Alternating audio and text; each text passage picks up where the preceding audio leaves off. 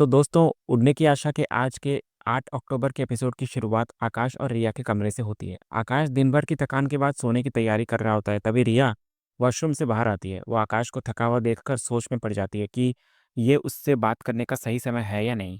तभी आकाश रिया को परेशान देखकर पूछता है कि क्या उसे नींद नहीं आ रही? तो रिया कहती है कि नहीं आ रही। फिर वो बहाना बनाती है कि वो बस आकाश के साथ कुछ वक्त बिताना चाहती थी, क्योंकि उन्हें साथ में समय बिताए काफ़ी दिन हो गए हैं। ये सुनकर दोनों बिस्तर पर बात करने के लिए बैठ जाते हैं। बातचीत शुरू होने पर रिया अपने दिन को नॉर्मल और अकेले बताकर टाल देती है और तुरंत आकाश से उसके शेफ कन्वेंशन के बारे में पूछती है। तो आकाश पूरे जोश के साथ बताता हुआ नजर आता है कि उसका समिट बहुत शानदार रहा। उसने वहाँ बड़े बड़े शेफ्स को देखा और जापानी और एशियन खाने की कई नई तकनीकें सीखी, जिनसे वो कई नई डिशेस बना सकता है। वो पेस्ट्री सेशन को अपना सबसे बेहतरीन अनुभव बताने लगता है।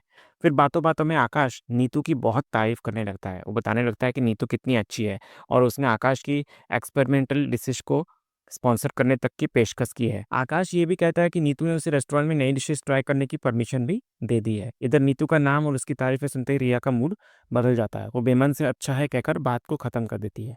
वो तुरंत आकाश से फिर कहती है कि बहुत देर हो गई है और उसे अब सो जाना चाहिए, क्योंकि वो भी थक गया होगा। तो आकाश भी उसकी बात मानकर सोने चला जाता है। इधर आकाश के सोने के बाद रिया मन ही मन सोचती है कि वाहिनी ने उसे सलाह दी थी कि उसे गुस्सा नहीं करना है, इसलिए वो कंट्रोल में है। लेकिन अब वो फैसला करती है कि उसे चुप नहीं बैठना है और इस सिचुएशन को संभालने के लिए अब उसे ही कुछ सोचना होगा। दूसरे सीन की शुरुआत होती है सुबह के सीन से, जहाँ परेश अपने पहले नौकरी के दिन के लिए तैयार होकर गणपति बप्पा के सामने खड़ा होता है। वो मन ही मन प्रार्थना करता है कि उम्र के इस मोड़ पर जब ज़िंदगी उसे दोबारा शुरुआत का मौका दे रही है, तो बस ऐसा ही आशीर्वाद बप्पा का बना रहे। वो फाइल लेकर घर से निकलने ही वाला होता है कि सामने से सचिन आ जाता है। परेश को फॉर्मल कपड़ों में देखकर हैरानी से पूछता है कि ये क्या बाबा? आज तो तू पूरा राजा बाबू बन गया। कहाँ जा रहा है तू? तो परेश मुस्कुराकर कहता है कि आज उसकी नई नौकरी का पहला दिन है। तो सचिन ये सुनते ही चौंक जाता है। उसके हाथ से बाल्टी गिर जाती है और वो नाराज़गी में कहता है कि बाबा को कोई काम करने की ज़रूरत नहीं है। उसने तो किशोर दादा से भी कहा था कि उनके लिए कोई नौकरी ना ढूँढे। लेकिन परेश शांति से समझाता है कि उसे सब पता है और ये नौकरी उसने खुद चुनी है। उसे काम की ज़रूरत है, इसलिए अब वो किसी की बात नहीं मानेगा। सचिन ज़िद करने लगता है कि वो काम पर नहीं जाने देगा, लेकिन परेश डटा रहता है। तभी तेजस आ जाता है और सचिन से कहता है कि वो बाबा को परेशान ना करे। परेश दोनों को शांत कराते हुए कहता है कि वो परेशान नहीं कर रहा, लेकिन अब उसने ठान लिया है कि वो काम पर ज़रूर जाएगा। इतने में आकाश और रिया भी वहाँ पहुँचते हैं। आकाश को यकीन नहीं होता कि परेश सच में नौकरी पर जा रहा है। परेश कहता है कि उसे एक स्कूल में काम मिला है। तेजस ये सुनकर उदास हो जाता है कि उसे अच्छा नहीं लगता कि उसके बाबा अब सिक्योरिटी गार्ड की नौकरी करें। लेकिन परेश हंसते हुए कहता है कि वो सिक्योरिटी गार्ड नहीं बल्कि अकाउंटेंट की पोस्ट पर जा रहे हैं। रिया इधर ये सुनकर हैरानी से पूछती है, अंकल आपको अकाउंट्स भी आता है? तो परेश हल्की मुस्कान के साथ कहता है, थोड़ा बहुत पहले सीख लिया था, अब फिर से कोशिश करूंगा। सचिन अब भी चिंतित होता है। उसे डर होता है कि अगर काम मुश्किल निकला तो परेश को दिक्कत होगी। लेकिन परेश कहता है कि घर पर बैठे रहने से बेहतर है कुछ काम करना चाहिए। हफ्ते में 2 दिन ही सही, अगर कुछ पैसे घर पर आ जाएं तो बुरा क्या है। तभी उतने में रेणुका वहां आकर माहौल को संभालती है। वो सचिन से कहती है कि अगर परेश खुद काम करना चाहते हैं तो हमें रोकना नहीं चाहिए। बाहर जाकर लोगों से मिलने जुलने से इंसान का मन भी ताज़ा रहता है और ज़िंदगी में एक नया जोश आता है।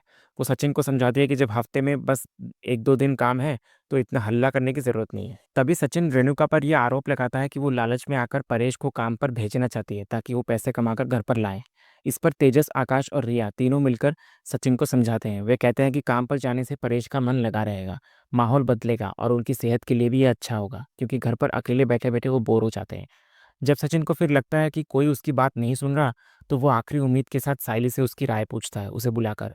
तो सायली भी समझदारी से जवाब देती है कि जो इंसान हमेशा काम करता रहा हो, उसके लिए खाली बैठना बहुत मुश्किल होता है। फिर सायली अपने पिता का उदाहरण देती है, जो बीमार होने पर भी दुकान पर जाना पसंद करते थे। ये सुनते ही रेणुका सायली को नीचा दिखाते हुए कहती है कि वो एक गन्ने का जूस बेचने वाले की तुलना एक रेलवे कर्मचारी यानी परेश से कैसे कर सकती है। हालांकि परेश तुरंत सायली का बचाव करते हैं। इधर आकाश और रिया भी परेश का समर्थन करते हुए कहते हैं कि ये उनका निजी फैसला होना चाहिए, ठीक वैसे ही जैसे रेणुका इस उम्र में अपना डांस स्कूल चला रही है। अंत में परेश सबको समझाता है कि ये फैसला उसका है और वो इसे नहीं बदलेगा। वो हल्के फुल्के अंदाज में फिर आगे सबको अपने अपने काम पर जाने के लिए कहता है।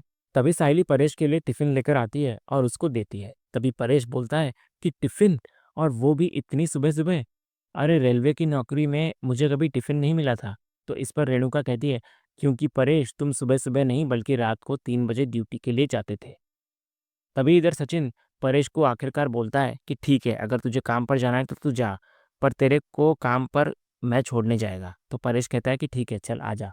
फिर जब पूरा परिवार उन्हें विदा करने के लिए पीछे पीछे आने लगता है तो एक मज़ेदार और प्यारा भरा माहौल बन जाता है। इधर जाने से पहले रेणुका बाहर जाकर देखती है ताकि कोई अपशगुन ना हो। ये देखकर कि सब ठीक है, फिर वो परेश को ऑल द बेस्ट कहकर विदा करती है। आखिर में सचिन अपने पिता को कार में बिठाकर उसकी नई नौकरी के पहले दिन के लिए ले जाता है। अगले सीन में सचिन परेश को स्कूल छोड़ने पहुंचता है। फिर गाड़ी से उतरने के बाद सचिन परेश को कहता है कि आज मुझे ऐसा लग रहा है कि जैसे तू मेरा बेटा है और मैं तेरा बाबा। इधर आज नौकरी का तेरा पहला दिन है और मैं तुझे छोड़ने आ रहा है। तो परेश इस पर बोलता है कि कुछ भी बोलता है तू सचिन, चल जल्दी। फिर परेश सचिन को वो स्कूल दिखाता है जहाँ से वो अपनी नई नौकरी की शुरुआत करने वाला है। जैसे ही परेश अंदर जाने लगता है, सचिन का मन अचानक बदल जाता है और वो एक बार फिर अपने पिता से नौकरी ना करने की जिद करने लगता है। वो कहता है कि तीन तीन बेटे होते हुए अगर उसके पिता इस उम्र में काम करेंगे तो लोग क्या कहेंगे। परेश फिर सचिन को समझाता है कि वो घर पर खाली नहीं बैठ सकता। सचिन को लगता है कि उसके पिता को उस पर भरोसा नहीं है, इसलिए वो वादा करता है कि वो खूब मेहनत करेगा, लेकिन परेश को काम करने की ज़रूरत नहीं है। तो परेश सचिन को यकीन दिलाता है कि ये नौकरी वो अपने लिए कर रहा है, किसी और के लिए नहीं। आखिर में सचिन इस शर्त पर मान जाता है कि अगर परेश को कोई भी परेशानी हो या उसका मन ना लगे तो वो तुरंत सचिन को फ़ोन करे और वो उसे लेने आ जाएगा। इस पर परेश बच्चों की तरह मजाक में उसे हाँ पापा कहकर चिढ़ाने लगता है। दूसरी तरफ ठीक उसी समय कहानी में एक नया मोड़ आता है। रोशनी अपने बेटे क्रिश को उसी स्कूल में पहले दिन के लिए लेकर आती है। गेट पर पहुंचते ही क्रिश की नज़र सचिन पर पड़ती है और वो अपनी माँ से सचिन से मिलने की जिद करता है। सचिन और परेश को एक साथ देखकर रोशनी के होश उड़ जाते हैं और वो घबराकर क्रिश को लेकर एक कोने में छिप जाती है। इधर सचिन के जाने के बाद रोशनी सिक्योरिटी गार्ड से पूछती है और उसे पता लगता है कि परेश स्कूल के नए अकाउंटेंट हैं और हर बुधवार को वो आएंगे। ये जानकर उसका शक यकीन में बदल जाता है और उसे लगता है कि ये लोग उसका पीछा कर रहे हैं। इस डर से वो अचानक क्रिश का स्कूल जाने का प्लान कैंसिल कर देती है और जब क्रिश सवाल करता है तो वो उसे बुरी तरह डांट देती है। घर पहुंचकर भी वो क्रिश पर गुस्सा करती है, जिससे बच्चा रोते हुए अपने कमरे में चला जाता है। तभी सुप्रिया रोशनी को क्रिश पर गुस्सा करते देख वजह पूछती है तो रोशनी घबराकर उसे बताती है कि परेश ने क्रिश के स्कूल में ही अकाउंटेंट की नौकरी शुरू कर दी है। इस मुसीबत से बचने के लिए वो तुरंत फैसला लेती है कि क्रिश अब हर बुधवार को स्कूल नहीं जाएगा, क्योंकि परेश सिर्फ उसी दिन काम पर आएंगे। तो सुप्रिया रोशनी को समझाती है कि हर हफ्ते ऐसा करने से स्कूल में सवाल उठ सकते हैं। तो रोशनी कहती है कि वो सब संभाल लेगी। वो इतना कह तो देती है, लेकिन उसका असली मकसद कुछ और ही होता है। वो परेश को उस नौकरी से निकलवाने का तरीका सोचने लगती है। तभी इसी बीच उसे तेजस का फ़ोन आता है और वो नया घर देखने के लिए उससे मिलने का वादा करती है। इधर जाने से पहले वो सुप्रिया को सख्त हिदायत देती है कि क्रिश को बुधवार को स्कूल ना भेजे। इधर रोशनी के जाने के बाद सुप्रिया दुखी क्रिश को दिलासा देती है। वो उससे वादा करती है कि वो उसकी पढ़ाई का नुकसान नहीं होने देगी और उसे कल स्कूल ज़रूर भेजेगी। दूसरी तरफ तेजस एक शानदार बीच हाउस देखने पहुंचता है। बंगले की खूबसूरती और फव्वारे को देखकर वो हैरान रह जाता है। वहाँ उसकी मुलाकात घर के मालिक से होती है, जो बताते हैं कि ये घर सिर्फ एक प्रॉपर्टी नहीं बल्कि उनका सपना है और वो इसे किसी ऐसे इंसान को बेचना चाहते हैं जो इसकी कदर करे। तेजस अपनी बातों से उन्हें प्रभावित कर देता है और कहता है कि घर सिर्फ ईंट पत्थर से नहीं बल्कि भावनाओं और मेहनत से बनते हैं। उसकी ये बातें सुनकर मालिक की पत्नी कहती है कि वो इस घर के लिए एकदम सही खरीदार है। तभी घर का मालिक अचानक तेजस का हाथ देखने की इच्छा जताने लगता है। फिर हाथ देखने के बाद वो कहता है कि तेजस ठीक वैसा ही है जैसा उसने सोचा था। एक ऐसा इंसान जो अपनी पत्नी से बहुत प्यार करता है, बिल्कुल उसी तरह जिस तरह वो अपनी पत्नी से प्यार करता है। तो ये सुनकर तेजस और मालिक के बीच एक खास रिश्ता बन जाता है। फिर जैसे ही रोशनी वहां पहुंचती है, शानदार बंगले की खूबसूरती देखकर उसके भी होश उड़ जाते हैं। तेजस उसे घर के मालिक से मिलवाता है, जो रोशनी की तारीफ करते हुए कहते हैं कि वो बहुत खुशकिस्मत है कि उसे इतना प्यार करने वाला पति मिला है। इधर अंदर जाकर घर का नज़ारा, स्विमिंग पूल और पास का समुंदर देखकर तेजस और रोशनी की खुशी का ठिकाना नहीं रहता। उन्हें यकीन हो जाता है कि यही उनके सपनों का घर है। इधर खुशी के इस माहौल से तेजस और रोशनी पहली मंजिल की बालकनी में से खूबसूरत नज़ारे का आनंद लेते हैं। इसके बाद घर के मालिक उन्हें बताते हैं कि वे बिजनेस के सिलसिले में दुबई शिफ्ट हो रहे हैं, इसलिए इतनी बड़ी प्रॉपर्टी को संभालना उनके लिए मुश्किल होगा। वे एक चौंकाने वाला ऑफर देते हैं। घर की मार्केट वैल्यू 7 करोड़ है, लेकिन वे इसे सिर्फ 3 करोड़ में बेचने को तैयार हैं, क्योंकि उन्हें पैसों से ज़्यादा घर की देखभाल करने वाले अच्छे मालिक चाहिए। इधर रोशनी इतने कम दाम पर शक जताने लगती है, लेकिन मालिक उसे एक भरोसेमंद जवाब देकर शांत कर देता है। तेजस बताने लगता है कि उन्हें इतनी बड़ी रकम के लिए लोन लेना पड़ेगा। तो मालिक पूरी सहानुभूति दिखाते हुए कहता है कि उन्हें एडवांस के तौर पर स्टैंप ड्यूटी के लिए 50 लाख तो देने ही होंगे। तेजस इधर 30 लाख की पेशकश करता है, जिससे मालिक तुरंत मान जाता है। वो ये भी कहता है कि एडवांस मिलते ही वे बाकी रकम के लिए 6 महीने का समय देंगे और तब तक वे वीकेंड पर आकर घर में रह भी सकते हैं अपने फैमिली के साथ। इधर सौदा पक्का होने पर मालिक की पत्नी शगुन के तौर पर रोशनी को तिलक लगाती है, ताकि उनकी नई शुरुआत अच्छी हो। इधर तेजस और रोशनी खुशी खुशी 30 लाख का इंतजाम करने के लिए निकल जाते हैं। तेजस अपने दोस्त महेश का शुक्रिया अदा करता है और कहता है कि उसे घर के मालिक बहुत सीधे और सच्चे लगे। लेकिन जैसे ही तेजस और रोशनी जाते हैं, कहानी का सबसे बड़ा और चौंकाने वाला मोड़ सामने आता है। घर के मालिक और उसकी पत्नी असल में धोखेबाज निकलते हैं। वे हंसते हुए आपस में कहते हैं कि आखिरकार उन्हें ऐसे ही भोले भाले बकरे मिल गए। उनका असली प्लान ये होता है कि वे तेजस से 30 लाख रुपए लेंगे, उसमें से कुछ पैसा असली मालिक को किराए के तौर पर दे देंगे और बाकी रकम लेकर बैंगलोर भाग जाएंगे, जहां वे अपने अगले शिकार की तलाश करेंगे।